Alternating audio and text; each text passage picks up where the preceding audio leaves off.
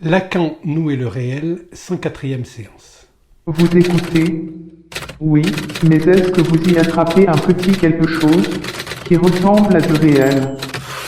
Dans la difficile tâche de vous faire entendre ce soir, disons, quelque chose. On entend? On n'entend pas.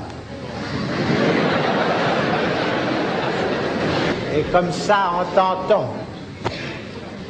Ça va? Après avoir essayé d'opérer ce passage entre la privation et la frustration, je vous rappelle que la frustration, c'est ce qui fait apparaître l'objet. L'objet qui naît dans la haine, on l'a vu, et c'est à partir de ce sentiment de jalouissance que l'objet apparaît, ce qui veut dire que le sain, au départ, mais ça nous le savions déjà, n'est pas perçu par l'enfant comme un objet. D'abord, le corps de la mère, c'est comme si c'était son propre corps, ça lui appartient. Donc il tète le sein et il se trouve dans cette opération-là comme en présence de quelque chose qui ne lui pose pas de questions. C'est-à-dire c'est quelque chose qui n'apparaît pas comme différent de lui. Or, l'objet apparaissant, on l'a vu par la jalouissance, le sein lui-même, à ce moment-là, prend son caractère phallique qu'il n'avait pas auparavant, puisque l'objet, bien sûr, c'est le phallus. Alors ça paraît un raccourci audacieux de le dire comme ça, mais nous allons petit à petit essayer de déplier ces choses-là de telle manière que la logique en apparaisse comme étant donc cette articulation subtile qu'il y a entre le besoin, la demande et le désir. Parce qu'aujourd'hui, il s'agit donc de passer de la frustration à la castration, et nous allons voir comment nous allons arriver à cette notion de castration qui est prise cette fois non pas avec un regard extérieur, c'est-à-dire un regard d'observateur qui observe comme Freud l'a fait tout le temps, parce que Freud c'est vraiment l'observateur clinique le plus puissant et pertinent qui soit. Il découvre la psychanalyse à partir de ses observations, ce en quoi on peut dire que aujourd'hui, comme il le voulait lui-même, la psychanalyse est à considérer comme une science absolue, de ce point de vue-là seulement, puisqu'aujourd'hui, ce qui détermine la science, ce qu'il a déterminé jusqu'à il y a une vingtaine d'années avec l'apparition des modélisations et donc des projections informatiques, c'était effectivement à partir d'une observation. Ce qui caractérise une science comme science, c'est sa mesurabilité et sa reproductibilité. C'est-à-dire, d'une certaine manière, quelque chose qui soit indépendant de la perception d'un sujet. Quelque chose qui apparaisse comme un automatisme.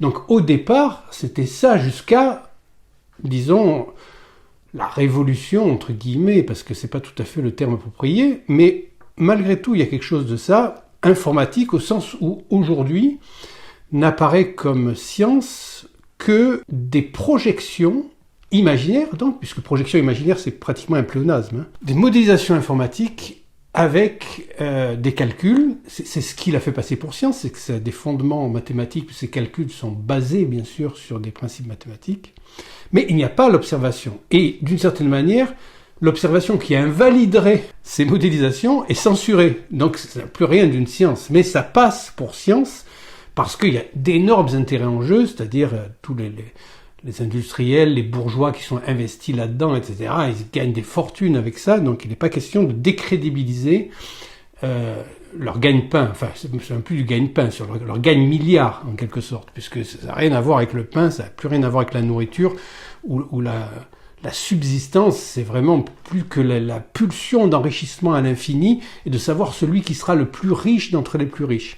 Donc nous avons une perversion là qui, au départ, n'a pas lieu, puisque ça fait partie de tout système de subir une entropie, c'est-à-dire être dans un dédoublement vis-à-vis de ses objectifs et de dévier, de dériver face à ce qui était auparavant l'intention. Par exemple, je cite cet exemple parce que c'est le plus flagrant à chaque fois, mais l'université au départ est censée être un lieu où se donne la possibilité de parvenir à une sorte de savoir universel, puis l'université devient un lieu de cooptation des universitaires, donc des gens qui eux-mêmes prétendent un certain savoir qui peut influer sur le pouvoir jusqu'à prendre le pouvoir lui-même.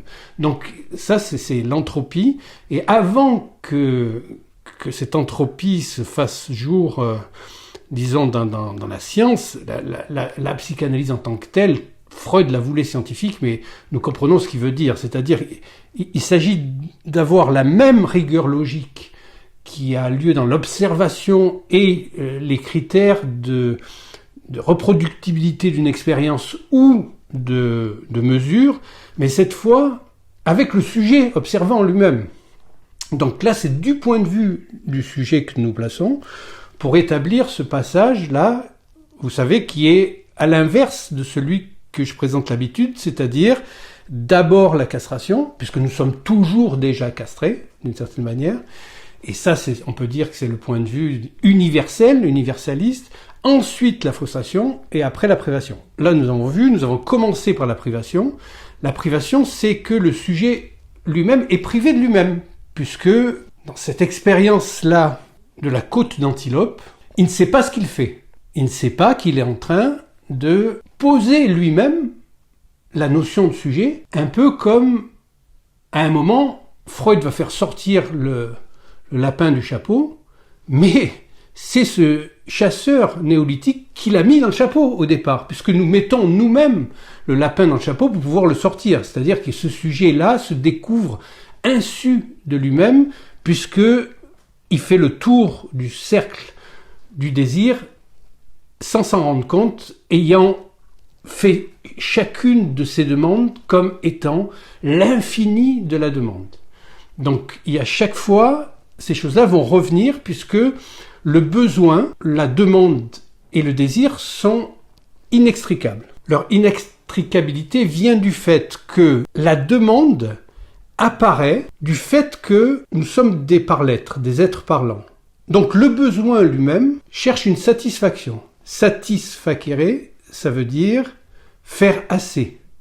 Donc la satisfaction, c'est une satisfaction des besoins physiologiques du corps. C'est la demande de nourriture ou la demande d'eau, la demande d'être soigné, mais derrière le fait d'être soigné, la demande commence à se dédoubler. Bien sûr, vous allez voir, tout se dédouble comme dans l'entropie. Et donc il y a forcément la demande d'amour, puisque toute demande est une demande d'amour.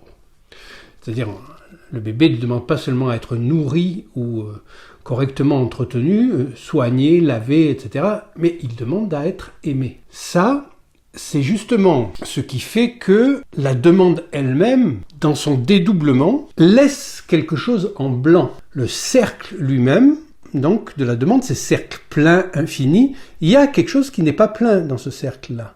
Pour que justement tous les cercles s'accrochent entre eux et forment le grand cercle du désir, le cercle vide, eh bien, c'est qu'il y a quelque chose qui ne peut pas être demandé.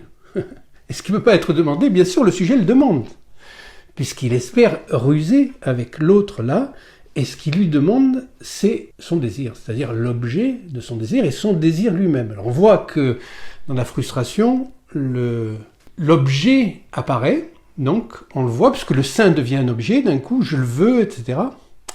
Et la frustration, nous l'avons vu, c'est que cet objet qui est réel, puisque d'un seul coup le sein devient réel, devient quelque chose de réel, c'est plus plongé dans le rêve du nourrisson qui tète sans s'en rendre compte. Donc c'est le mot compte qui compte, bien sûr, puisqu'il est en train là de mettre en place la possibilité de son désir. Et cet objet réel correspond, dans la frustration, à un manque qui lui est imaginaire. Puisque derrière ça, il vise quelque chose dont il n'a pas besoin. C'est là que s'accroche la possibilité du désir. Donc, Lacan définit le désir comme la soustraction de l'ordre de l'appétence qui est liée à la satisfaction des besoins naturels à une demande exprimée. Cette demande, elle se dédouble une fois là pour qu'un petit trou soit réservé, pour que tous les cercles fassent chaîne comme ça autour du grand cercle, mais elle se dédouble aussi dans une demande à l'autre ou de l'autre, c'est-à-dire qu'il y a la demande du sujet qui, derrière sa demande de satisfaction, demande qu'est-ce qu'il en est de son désir, c'est-à-dire, on l'a vu, qu'évoque, qu'est-ce que tu veux de moi? Est-ce que je suis l'objet qui comble ton manque à toi? Donc ça, c'est l'enfant demande ça à la mère, sans s'en rendre compte, bien sûr, mais c'est ça. C'est tellement évident si vous voyez un enfant qui essaye de regarder dans le regard de sa mère et d'écouter dans les paroles de sa mère s'il y est là-dedans, s'il y est en tant que sujet. Et après, nous allons voir en quoi, justement, cette question-là, donc, que veux-tu de moi, origine la notion de fantasme originelle, donc, c'est ce qui permet l'accrochage au désir, le fantasme. Cette demande-là, elle se dédouble en « je demande quelque chose à l'autre, mais qu'est-ce que l'autre me demande ?» Donc il y a deux demandes. Il y a la demande du sujet vers l'autre et la demande de l'autre vers le sujet. C'est-à-dire vous vous demandez, même si vous ne le formulez pas comme ça, vous dites « mais qu'est-ce qu'on attend de moi, là ?» Qu'est-ce qui est attendu de moi dans cette situation? Vous allez passer un examen ou je ne sais quoi, vous devez aller quelque part, vous avez un rendez-vous important. Vous ne pouvez pas ne pas vous demander est-ce que je vais bien figurer? Est-ce que je vais faire ce qui est attendu de moi?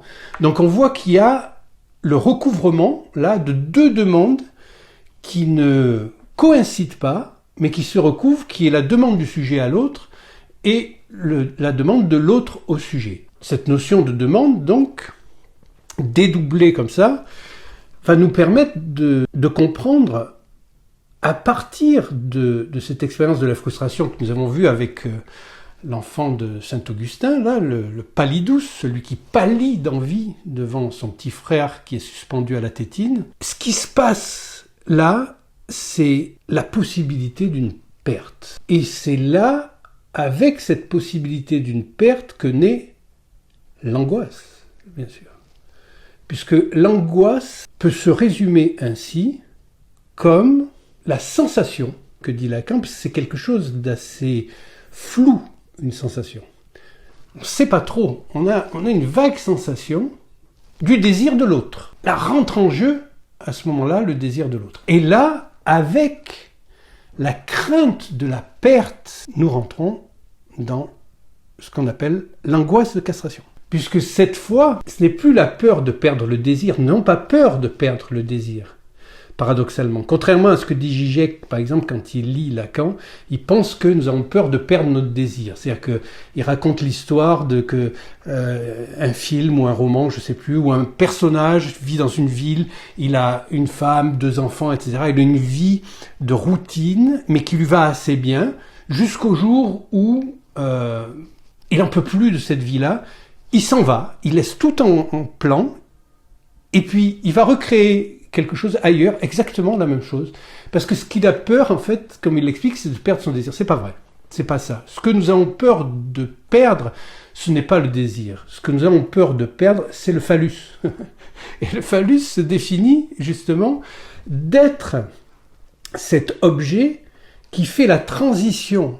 Lacan parle de médiation. C'est le médiateur entre le désir et la demande, c'est-à-dire plutôt entre la demande et le désir. Parce que, nous l'avons déjà vu lors d'un séminaire précédent, le phallus, c'est aussi ce qui manque à l'autre. Pour le garçon comme pour la fille,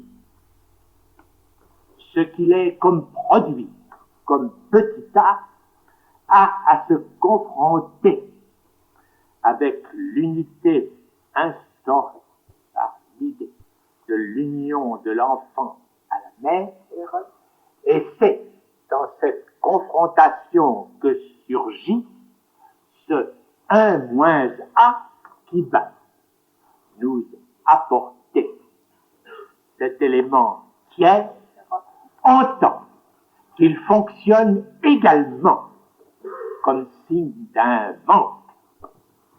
Bien sûr, l'humour commun, ou le sens commun, comme vous voudrez, fait de cette petite différence le fait que, comme on dit, les uns en ont une et les autres pas.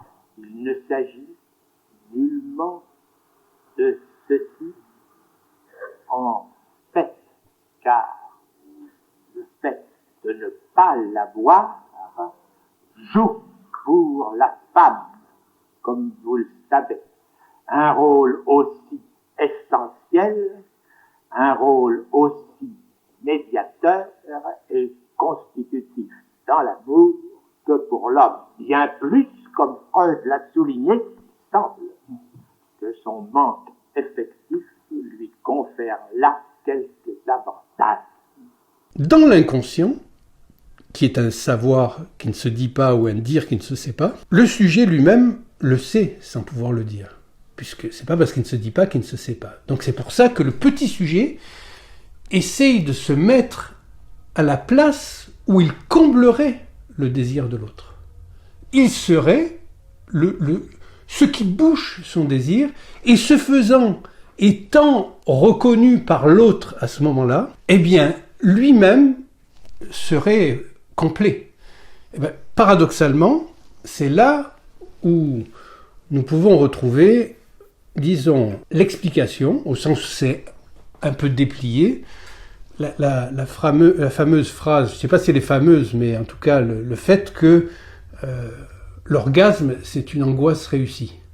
Parce que si l'angoisse, c'est cette sensation du désir de l'autre, le fait de pouvoir, pendant ce temps de l'orgasme, qui justement n'est pas, contrairement à, bien sûr, toutes les projections de la psychologie des profondeurs jungiennes, etc., une espèce de fusion avec l'autre à l'infini, etc. Non, c'est au contraire le moment d'un détachement radical, puisqu'au moment de l'orgasme, chacun des partenaires va dans sa propre psyché, puisqu'au fond, nous ne faisons l'amour qu'avec notre inconscient, et donc se retrouve face à sa propre dimension fantasmatique à ne jouir qu'avec des signifiants.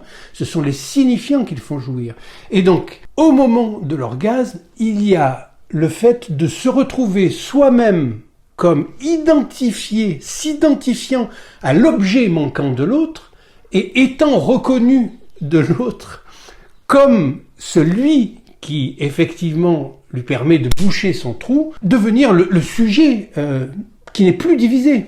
Ce que la clinique nous montre d'une façon très fréquente, à savoir la sorte d'équivalence fondamentale qu'il y a entre l'orgasme et au moins certaines formes de l'angoisse, la possibilité de la production d'un orgasme au sommet d'une situation angoissante, l'érotisation, nous dit-on de toutes parts, l'érotisation éventuelle d'une situation angoissante recherchée comme telle, et inversement, un mode d'éclaircie, ce qui fait que, est-ce que ce n'est pas parce que dans le fond de l'orgasme réalisé, il y a quelque chose de ce que j'ai appelé la certitude liée à l'angoisse?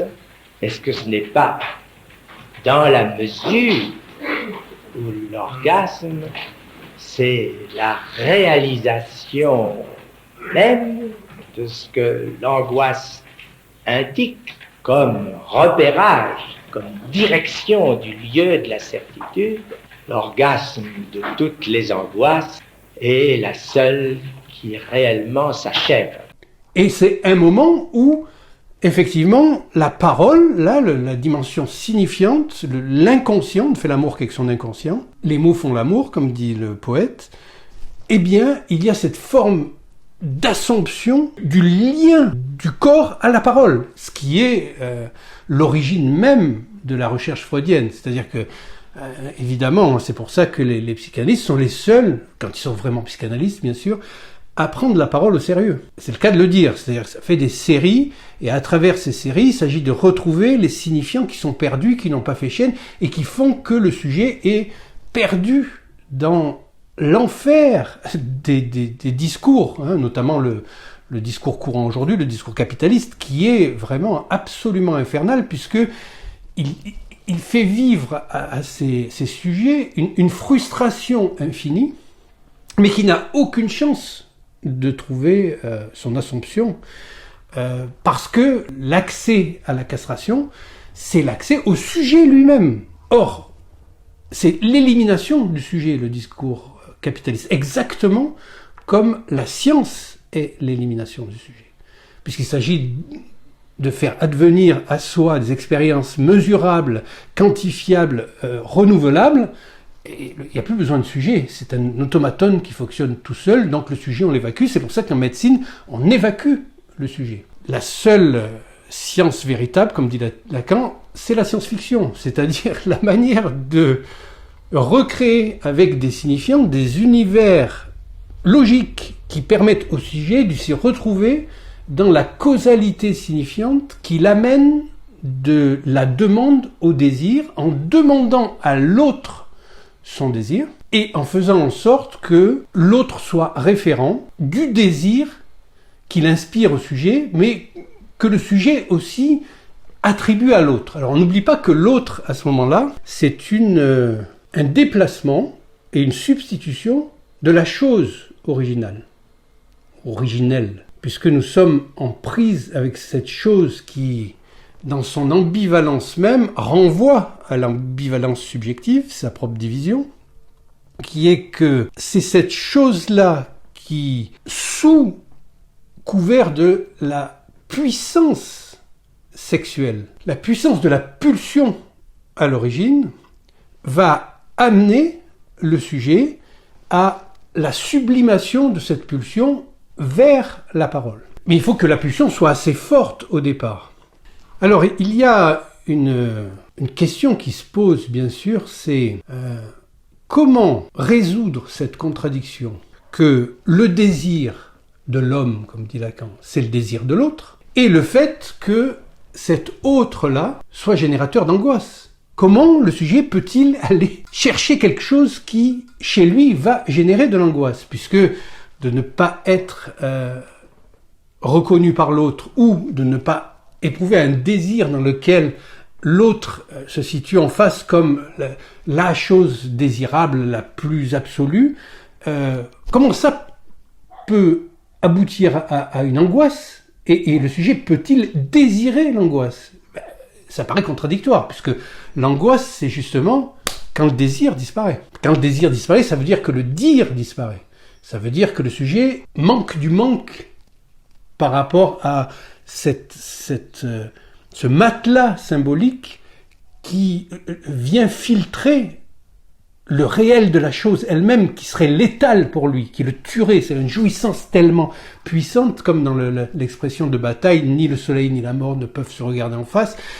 C'est pas possible, il faut qu'il y ait une médiation symbolique pour ça. Alors Lacan dit, il n'y a pas de contradiction. Même dans la contradiction la plus connue du menteur crétois, qui dit tous les hommes sont des menteurs et lui qui est un homme, il n'y a pas de contradiction. C'est juste, dès qu'une contradiction apparaît sur le plan logique, comme ça, c'est juste que les choses ne sont pas placées au bon niveau. Elles ne sont pas replacées, d'une part, au plan de l'être, c'est-à-dire du plan du es-war freudien. Il y avait, c'était là, le c'était, c'est bien du plan de l'être, es-war, c'était. A soll ich werden, je deviens. C'est-à-dire, hop, j'amène au plan du sujet. Et donc, il s'agit de savoir articuler les deux plans qui sont, bien sûr, le plan du signifié chez Saussure et le plan du signifiant chez Lacan, c'est-à-dire celui où se situe vraiment le désir.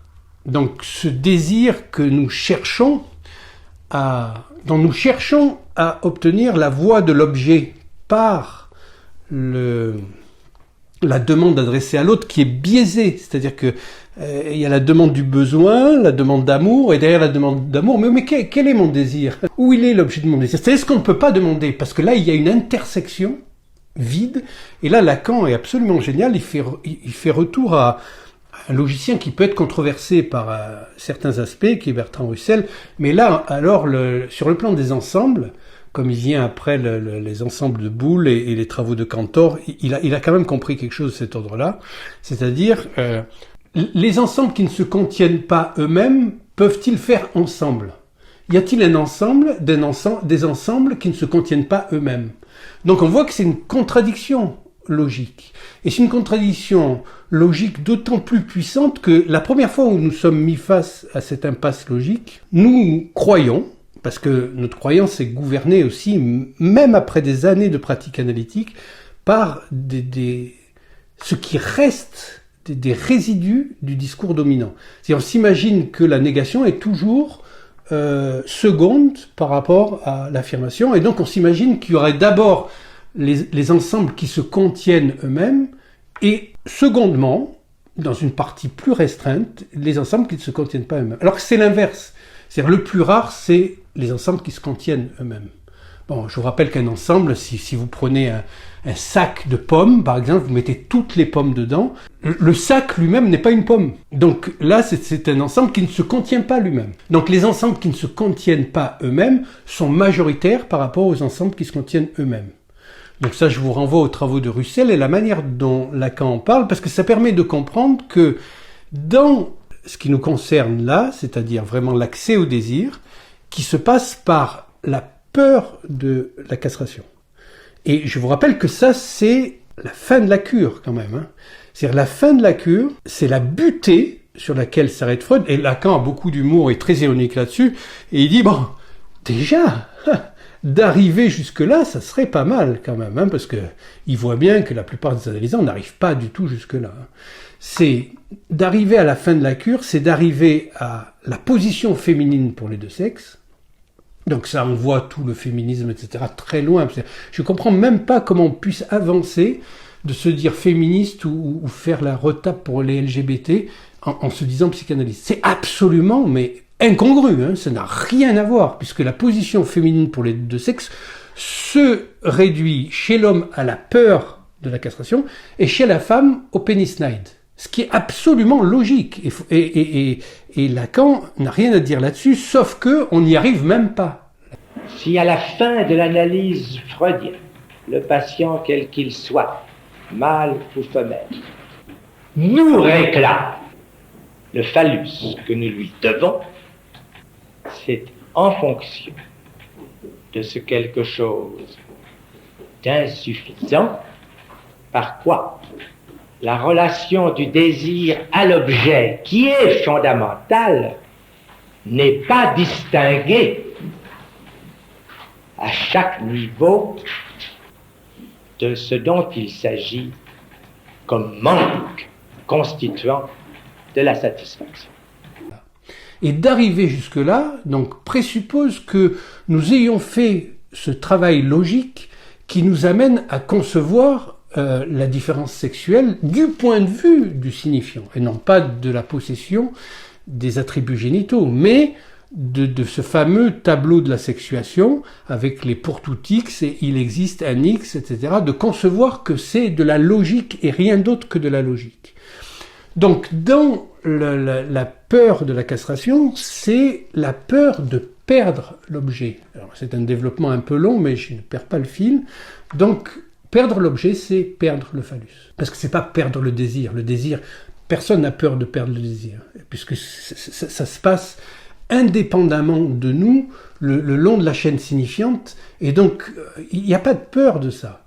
Mais par contre, il y a une angoisse, et cette angoisse, elle est liée au fait que le phallus, c'est ce qui n'est pas à sa place. C'est à la fois la présence et l'absence, puisque ça représente aussi bien la jouissance, ce dans quoi nous rêvons dans nos rêves d'atteindre la jouissance elle-même, et en même temps le signifiant du manque. C'est pour ça qu'il y a le phallus avec un grand phi, qui est le phallus symbolique, et le phallus avec un petit phi, qui est le pénis érectile, qui est son pendant imaginaire, c'est le cas de le dire.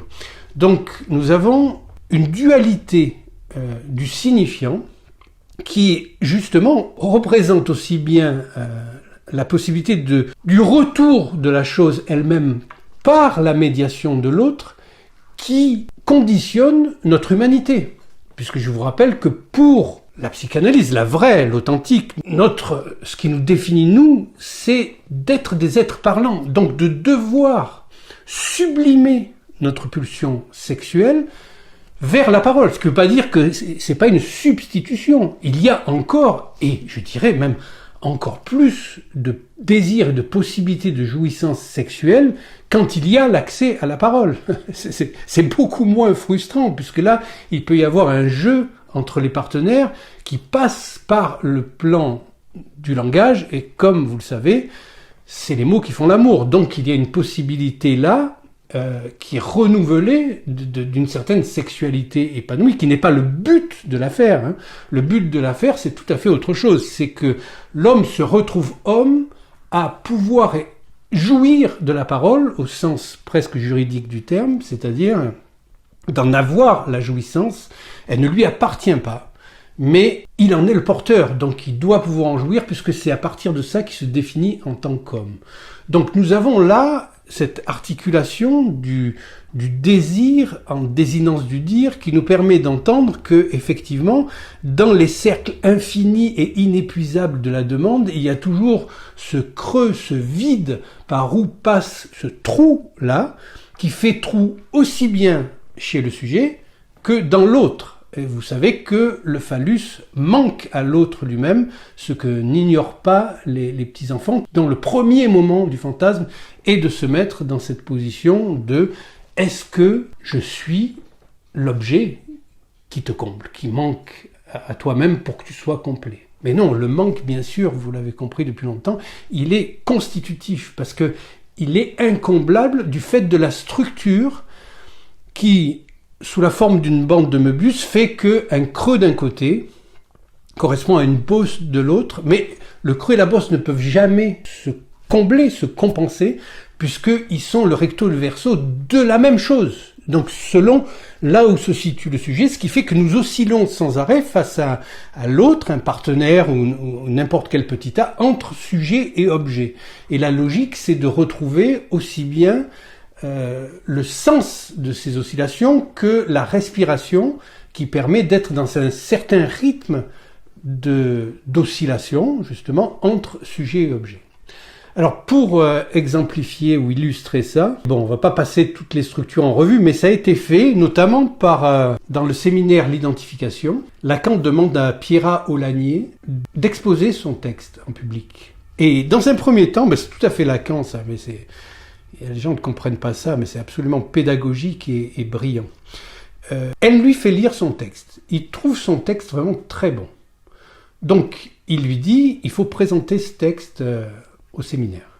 Elle présente le texte au séminaire. Effectivement, quand elle présente son texte, la manière dont elle travaille, et comme dit Lacan, en plus, elle parle de jouissance en connaissance de cause. C'est-à-dire, c'est une femme qui accepte de parler de jouissance, et elle en parle en connaissance de cause. Et son dernier exemple, notamment, sur le psychotique qui se vit lui-même comme un fantôme et qui parle d'un fantôme, c'est très pédagogique et très bien. Mais il a une réserve quand même vis-à-vis de ce qu'elle dit. Et il rectifie, alors qu'il lui dit que c'est très bon, etc. Mais une fois qu'elle l'a fait, il lui dit, je ne mettrai pas quand même 20 sur 20, parce que, d'abord, elle a lu, elle n'a pas parlé. Alors là, c'est pareil, vous saurez la psychanalyse, la vérité se parle, elle ne s'écrit pas. Hein. On écrit du vrai et du faux, mais la vérité, c'est pas à confondre avec le vrai et le faux. La vérité, ça parle, puisque ça parle malgré soi, il n'y a pas de contrôle, il s'agit de laisser parler la vérité. Donc un psychanalyste, ça parle, ça ne lit pas son texte. Donc déjà, il lui reproche de l'avoir lu. Alors, évidemment, si elle ne l'avait pas lu, cela n'aurait pas été si précis dans les propos, et notamment la manière dont elle aborde ce rapport à l'angoisse, là, et la distinction qu'elle fait, parce qu'elle parle aussi donc de la structure perverse dans cet impossible auquel se confronte le sujet, parce que ce dont je vous ai parlé, là, ce trou qu'on trouve aussi bien chez le sujet que chez l'autre, eh bien, c'est quelque chose qui est impossible. C'est impossible à dire. justement. Le phallus ne peut pas se dire, pas plus que la chose. Cet impossible-là, elle va le mettre en scène pour les différentes structures, mais la manière la plus peut-être pédagogique d'aborder la chose, puisque ce sont les deux derniers pans de l'évolution psychique du par-l'être. Je vous rappelle que j'ai replacé dans le sens psychose, perversion, névrose avec la logique, et que les deux derniers plans sont, bien sûr, la névrose, égale Zwangsneurosis, c'est-à-dire névrose obsessionnelle, en allemand névrose de contrainte, et ce qu'on appelait auparavant névrose hystérique, mais qui n'est plus considéré comme une névrose, c'est considéré comme un discours, et donc l'hystérie. Et la différence entre l'obsessionnel et l'hystérique, là, est remarquable, parce que juste avec cette opposition, vous pouvez remonter tout le reste, comprendre la logique qui prévaut dans le fait de faire avec cet impossible. Donc l'impossible, c'est effectivement ce qui est mis en scène par la castration.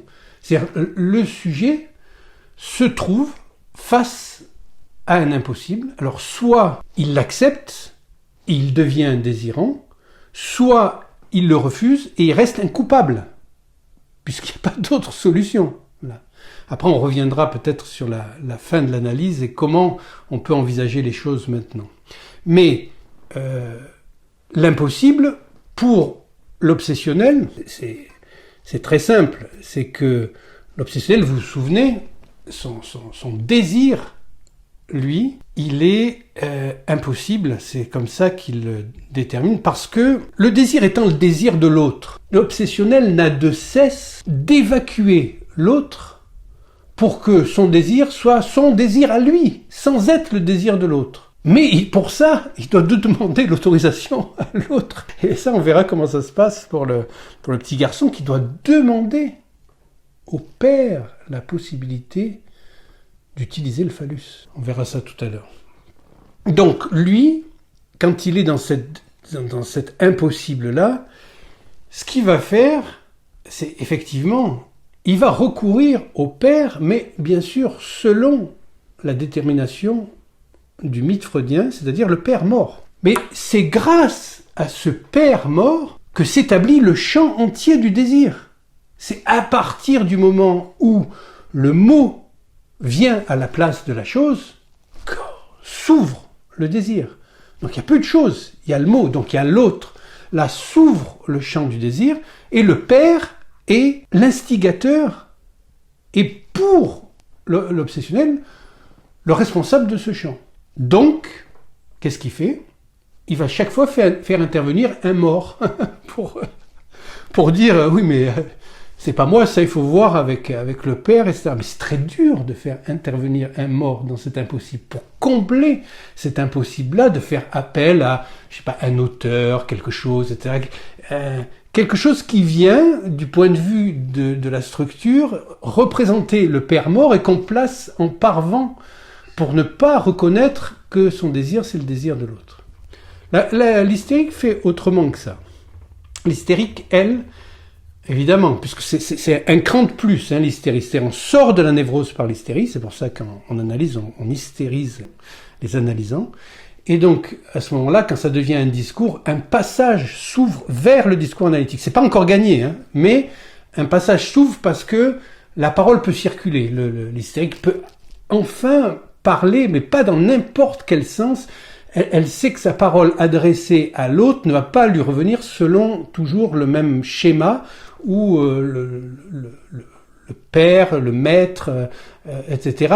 va se défausser pour pouvoir se confronter à cette parole qui est une parole de mise en cause permanente. Je vous rappelle que l'hystérique, elle va toujours faire en sorte de dire « mais qui suis-je pour que toi tu me dises qui je suis ?» Donc un maître imaginaire auquel elle s'adresse. Même s'il a un versant symbolique, bien sûr, mais en tout cas, pour elle, c'est toujours un maître imaginaire. Et ce qu'elle ne veut pas savoir. Mais la sortie de l'hystérie, c'est justement le passage vers le discours analytique. Donc c'est le seul discours, le discours hystérique, à partir duquel peut s'opérer ce passage très évolutif, bien sûr, mais qui demande souvent du temps. Mais c'est pas pour rien, quand on a passé déjà 30 ou 40 ans à subir cette entreprise de crétinisation en quoi consiste l'éducation, tout ce que nous ont dit nos parents, tout ce qu'on vous a dit à l'école, à la faculté, etc. Et qu'il s'agit de désapprendre tout ça pour rentrer dans la parole en tant qu'elle est le lieu de la vérité, c'est-à-dire à partir de quoi se structure ce rapport du corps à cette autre chose-là qu'est la parole et qui n'appartient pas à ce monde. Donc comment nous le replaçons là? Alors, les religions ont toutes établi des systèmes très complexes pour évacuer de manière collective les angoisses névrotiques, mais à un certain niveau, disons, de travail sur le texte, ce n'est plus satisfaisant. Il s'agit de trouver pour soi donc les questions qui conviennent aux réponses que nous avons déjà données. Parce que pour le travail du sujet, la réponse anticipe toujours la question. Nous avons déjà la réponse, mais nous n'avons pas la question qui correspond.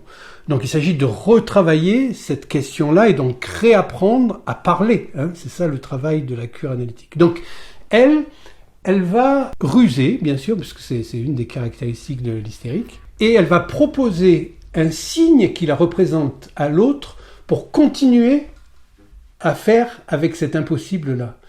Donc elle met en scène quelque chose d'elle-même, une mise en scène, mais qui peut être aussi une photo d'elle-même, une image qui va capter donc l'intérêt ou l'attention de l'autre pour pouvoir continuer à faire avec cet impossible-là. Ce qui est la meilleure manière de faire, puisque ce faisant, elle apprend aussi à dissocier ce qui correspond au petit tas, le petit autre, le reflet spéculaire dans l'image du petit autre, et le stade du miroir originel, et le grand autre qui lui répond de la structure, c'est le lieu même des signifiants. Voilà deux manières de faire qui correspondent à l'obsessionnel et à l'hystérique. Et au plan, disons, sexuel, pour le dire comme ça, l'hystérique aussi va peut-être pousser un cran de plus avec le désir, c'est le désir de l'autre, avec la jouissance, c'est la jouissance de l'autre. Alors, je ne m'étais pas aperçu jusqu'à ce que je vois dernièrement le dernier film de Sorrentino qui s'appelle La Grazia, qui est un film qui est très élégant comme tous les films de Sorrentino. Il n'y a pas une grossièreté, un gros mot dedans. Les images, tous les plans sont très léchés, etc. Et c'est l'histoire du président de l'Italie avec sa fille. Ce sont tous les deux des juristes et ils sont confrontés dans leur vie à des décisions qu'ils doivent prendre au plan politique, c'est-à-dire qui engagent tout le monde, des décisions collectives, et leur propre rapport qu'ils ont de manière subjective à ces sujets-là. Donc, par exemple, il y a la loi sur l'euthanasie, et vous savez que c'est la mode partout, là, c'est que nous vivons dans une époque très obscurantiste du point de vue collectif. Paradoxalement, plus c'est obscurantiste sur le plan collectif, plus il y a de contrastes, donc, dans le travail subjectif, à saisir que la question qui vous concerne, vous, doit se poser au plan subjectif et pas sa réponse résoudre votre problème au plan collectif. C'est l'inverse de ça. Donc là, il y a quelque chose d'une bonne intuition par rapport à cette loi sur l'euthanasie. Le père, lui, au début, il se prétend chrétien, donc croyant, il est ami avec le pape, il prétend qu'il prie, etc. Donc sa position, son rôle, quoi, la manière dont il joue ce rôle-là. Et donc il se retrouve face à un cheval à l'agonie, et il attend que le cheval lui demande lui-même de le tuer, ce qui est impossible puisque c'est un cheval. Donc, et le cheval souffre, et les gens qui sont autour souffrent avec. Et d'un autre côté, la fille, elle, qui est pour la loi, etc., se retrouve à devoir visiter une femme en prison qui, elle-même, a tué son mari. Et donc, elle se rend compte de la contradiction qu'il y a entre le plan subjectif et le plan politique où il joue. Mais comme c'est un film, eh bien, ça met en scène cet abîme-là qu'il y a et cette contradiction logique qu'il y a entre les solutions collectives sont les abîmes personnels. C'est-à-dire, tous ceux qui sont dans la prise de position là, collective, ils le font dans le déni de leur position subjective. Si eux se trouvent dans cette situation-là, ils n'ont jamais poussé la question assez loin pour se rendre compte qu'ils ne peuvent pas résoudre ça au plan collectif, que c'est insoluble. C'est une trahison, c'est une trahison du désir, c'est une trahison de leur sujet, c'est une trahison même de leur être, de se mettre dans cette position-là. Donc, tout ça pour dire que il y a une obsession dans le caractère du président, très bien joué, bien sûr c'est toujours le même acteur, là, celui qui joue dans La Grande Bellezza, et il est obsédé par la femme qu'il a aimée toute sa vie, et qui était vraiment le soleil de ses jours, etc., on sent que c'est très fantasmé, etc. Il se rend compte que la seule chose qu'elle n'a pas pu lui dire, qu'elle n'a pas voulu et qu'il n'a pas pu entendre, c'est que à un moment, elle l'a trompé, entre guillemets.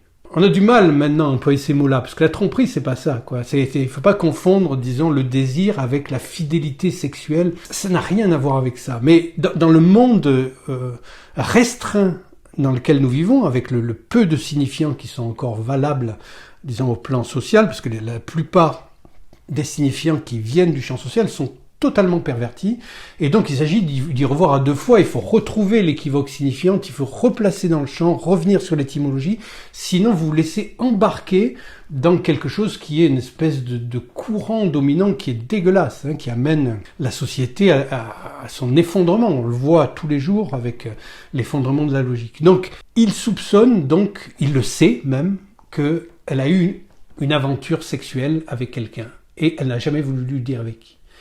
À un moment, ils sont trois, donc lui, ils étaient dans la même classe.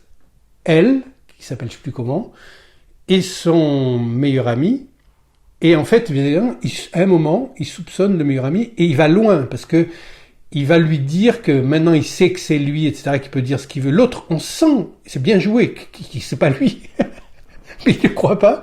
Il va l'empêcher de devenir président. Il va démissionner avant de son poste de président pour pouvoir faire encore partie du Sénat et s'opposer à la présidence de son ami, alors qu'en fait, elle l'a trompé avec la femme.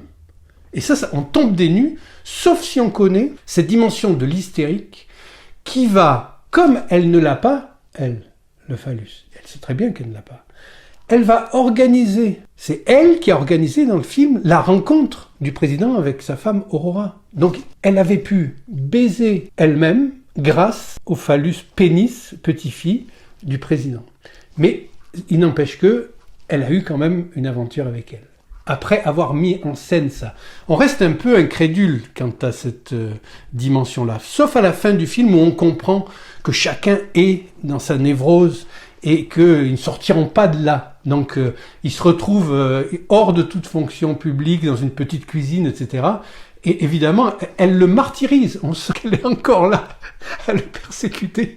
Parce que, d'une certaine manière, c'est sa seule façon de l'aimer. Elle n'a pas d'autre façon de se trouver un phallus de substitution. C'est la manière dont fonctionne l'hystérique, justement, par rapport à cet impossible-là. Je fais simplement appel à l'expérience de chacun et aux opérations dites d'intrigantes raffinées, que vous pouvez voir se développer dans tout comportement hystérique, qui consiste à sustenter dans son entourage immédiat l'amour d'un tel pour tel autre, qui est son ami, et véritable objet dernier de son désir. Jacques Lacan, l'identification.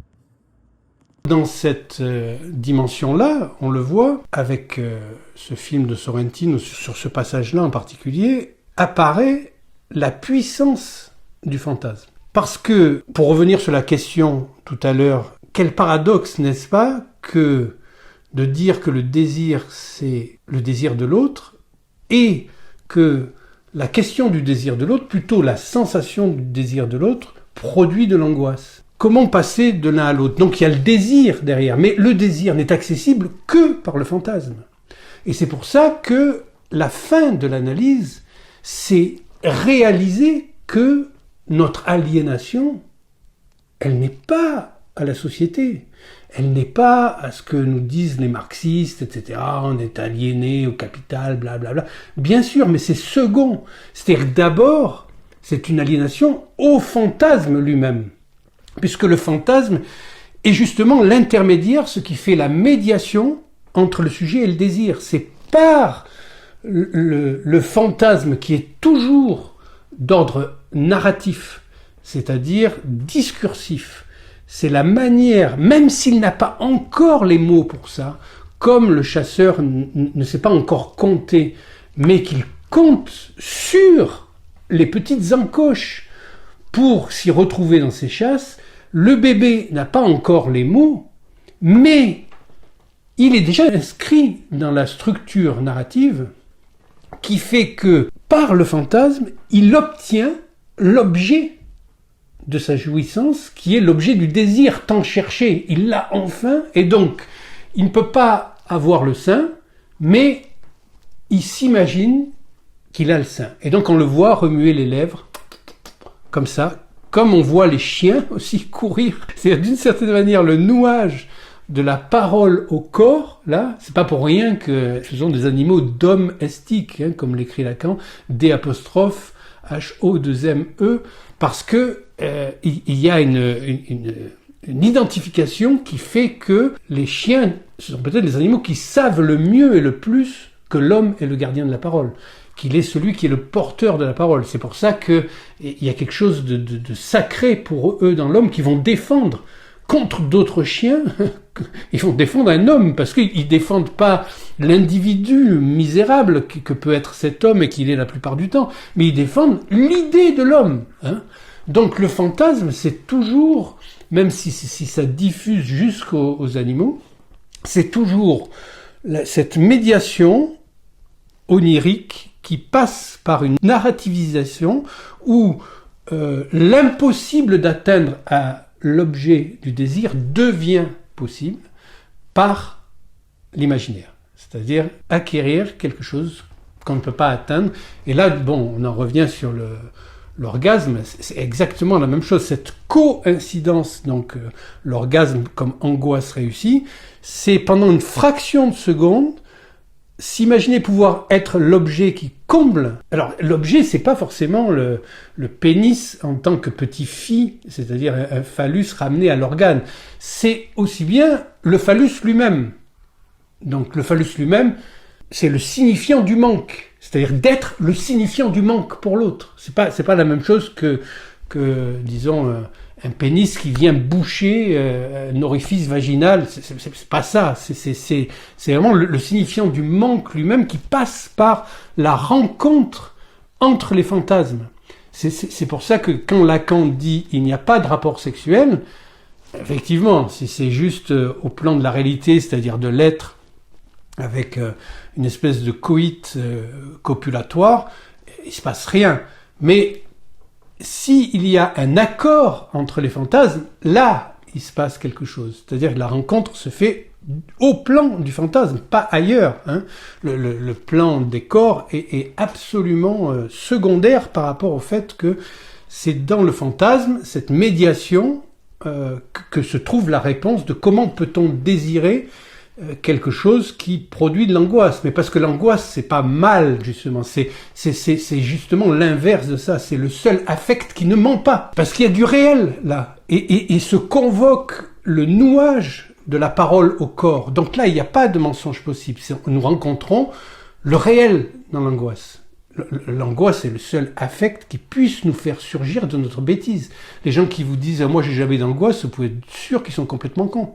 Parce que c'est le seul affect qui peut faire surgir de la bêtise. Le reste, c'est une espèce de rêve insignifiant, de pseudo-réussite sociale, grandeur, etc. Ça n'a aucun intérêt. C'est très rare qu'il y ait une pointe de temps en temps qui puisse attirer l'attention sur la dimension spirituelle, c'est-à-dire dominée par effectivement cette fonction paternelle qui seule permet l'accès à une dimension spirituelle par rapport à la société aujourd'hui qui est dans une espèce de fantasme de Big Mother, quoi, c'est-à-dire d'une mère horrible qui nous tient sous sa dépendance en organisant les pénuries, en nous faisant peur surtout, etc. C'est vraiment à l'opposé de ça. C'est pour ça que la psychanalyse n'est absolument pas soluble dans ce discours-là. C'est même l'opposé de ça. Même si je reconnais que du point de vue, disons, de l'éthique analytique, nous ne devons pas nous occuper des choses du monde. Mais là, depuis 2020, c'est pas possible. Parce que il s'agit au moins de dire que la psychanalyse ne souscrit pas à ça.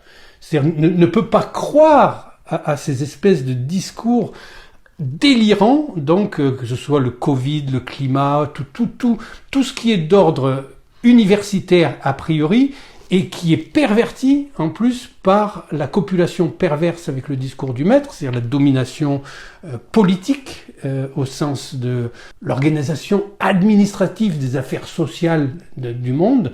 C'est impossible, la psychanalyse c'est autre chose que ça. Donc permettre au sujet de savoir qu'il peut se poser les bonnes questions s'il les pose en incluant lui-même son sujet de l'énonciation dans les énoncés et pas en se satisfaisant des réponses collectives qu'on lui donne. Et ça, c'est le fantasme. Le fantasme, c'est pour chacun. Il n'y a pas un fantasme collectif. Il y a des récurrences entre les fantasmes. Il y a les fantasmes féminins et les fantasmes masculins. Et on va finir là-dessus, peut-être pour la fin de la cure. C'est que, effectivement, s'il y a une fin de cure qui peut dépasser le roc de la castration, qui veut dire le roc de l'angoisse de castration, de la peur de la castration, c'est de savoir que nous sommes tous déjà castrés. Nous avons peur d'un obstacle qui est derrière nous. Mais ça, personne ne peut vous le faire comprendre si vous ne l'expérimentez pas vous-même dans votre corps en faisant une vraie analyse. Parce que ça a toujours déjà eu lieu. Alors là, je vous ai parlé au cours des 3 derniers séminaires du passage de la privation à la frustration à la castration, mais il faut savoir que comme la bouche elle-même, elle est le premier, disons, lieu de la pulsion, puisque la pulsion orale arrive en premier, c'est de téter le sein, c'est aussi le dernier. Les premiers seront les derniers, comme disent les Écritures. Donc, c'est aussi le lieu par où passe la parole. De la même manière que Lacan remet en cause les stades freudiens, oral, anal, génital, blablabla, c'est pas parce qu'il remet en cause l'ordre dans lequel se font les choses, c'est parce que c'est pas on passe un stade et puis c'est fini, on passe au deuxième, on a oublié le premier, etc. C'est que c'est toujours actif tout le temps puisque nous sommes dans une temporalité cyclique et que nous ne faisons rien d'autre que tourner autour de ce vide-là, de ce premier cercle que j'ai appelé le cercle du désir à la suite de Lacan, et qui est un cercle dont on ne se rend pas compte qu'on tourne autour, et que nous ne faisons que tourner autour de ce même vide, de ce même réel, et que là Lacan est radical, je le suis volontiers aujourd'hui, depuis Cro-Magnon ou Néandertal, nous n'avons fait aucun progrès. Qu'elle sera donnée dans la société la charge de penser à ce qui se passe, qui pourrait avertir le peuple de ce dont il s'agit effectivement dans ce qu'on appelle la marque du progrès. Ils sont priés de rentrer dans cet ordre de descente qu'elle j'ai voulu donner tout à l'heure sous une forme scandaleuse son enseigne énorme, celle du port châtré, autrement de rester dans les limites de descente de la pensée qu'on appelle l'éclectisme. Et il n'y a pas de progrès. Voilà, tout ce qu'on vous présente comme le progrès, etc., se paye d'une régression sur le plan de la parole qui est catastrophique. Le seul progrès qu'il puisse y avoir, c'est un progrès sur le plan de la parole qui confronte le sujet à son désir, qui est toujours le désir de l'autre, et qui est à l'infini. Le passage délicat, c'est de comprendre comment passer de das Ding, la chose, à l'autre avec un grand A. Parce que c'est un déplacement. Ce déplacement-là, paradoxalement, on l'a vu, fait intervenir la notion d'objet. Mais l'objet n'est pas la chose. L'objet déplace, disons, la division de la chose elle-même dans un objet qui se donne à désirer dans la haine, c'est-à-dire vraiment dans la jalousie avec les autres, et la parole elle-même, qui reste tout le temps divisée. Quoi qu'on fasse, la division toujours demeure. Et effectivement, il s'agit de revenir, puisque nous faisons ce pas avec la mise en place du sujet qui intervient avec la privation originelle, avec cet art originel qui amène le chasseur à nous faire entrer par le trait unaire dans la dimension du sujet. La seule chose qui compte, en fait, c'est le sujet. Au final, c'est ça. Et pourtant, c'est celui qui n'est pas là, c'est -1. Donc, de passer de là à l'autre avec un grand A et à l'objet, fait oublier qu'il s'agit de faire un retour, non pas vers l'objet en tant qu'un objet matériel qu'on désire, tel qu'un sein ou un pénis, dans le pénis-neid de Freud, mais que cet objet-là représente quelque chose du phallus, c'est-à-dire du manque lui-même. C'est le signifiant du manque qui ne peut pas se dire. C'est pour ça que le désir persiste à l'infini, puisqu'il ne peut jamais se dire. Et là, dans les ensembles qui se contiennent eux-mêmes et les ensembles qui ne se contiennent pas eux-mêmes, le plan logique, c'est pour montrer que dans l'intersection entre les deux demandes, en fait, il y a quelque chose qui ne peut pas être dit ni d'un côté ni de l'autre, et qui reste de l'ordre de l'Urverdrängt, c'est-à-dire le refoulement originel freudien, et qui ne peut être que de l'ordre d'une parole, plutôt que d'une parole, le dire originel, donc le Dieu. Puisque le dire, là, c'est le Dieu, c'est Dieu. Donc il ne pourra jamais se dire. C'est pour ça que dans les anciens juifs, il y avait 1000 milliards de noms de Dieu, mais qui ne pouvaient pas se dire. C'est pour ça que eux, quand ils peuvent même pas l'écrire, ils sont obligés de mettre un tiret devant ou pas, parce que c'est interdit. Voilà. C'est interdit, c'est l'intersection qu'il y a entre les demandes de l'autre et la demande du sujet. Et en fait, le sujet et l'autre, comme on l'a vu la dernière fois, c'est si on représente topologiquement le sujet par un tore, comme on l'a vu, c'est parce que l'autre tore qui vient comme ça, c'est l'autre. Et quand le sujet en veut au petit autre, il ne fait que méconnaître que c'est de l'autre qui est déjà en lui. C'est à partir de là qu'il parle. Donc la plupart des gens, comme disent les enfants, c'est celui qui dit qui est, c'est qu'il parle au nom de l'autre sans le savoir, en s'adressant à un petit autre qu'ils haïssent, parce que justement, ils ne peuvent pas se confronter à leur propre haine intérieure. Là, on voit aussi les pseudo-psychanalystes, ils parlent de la haine comme si c'était quelque chose à éliminer, etc. Mais c'est inéliminable, on l'a vu avec Luther. C'est la condition de l'amour, c'est l'enveloppe formelle de l'amour. Donc, à l'origine était la haine, puisque on a cet accès à l'objet par la haine, et cet accès à l'objet permet de revenir vers la chose en tant que phallus, c'est-à-dire en tant que signifiant du manque, et donc le dire originel, qui permet qu'il y ait autant de dits, c'est ce dire-là, cette enveloppe formelle de toutes les paroles et de tout le dire possible sur Terre.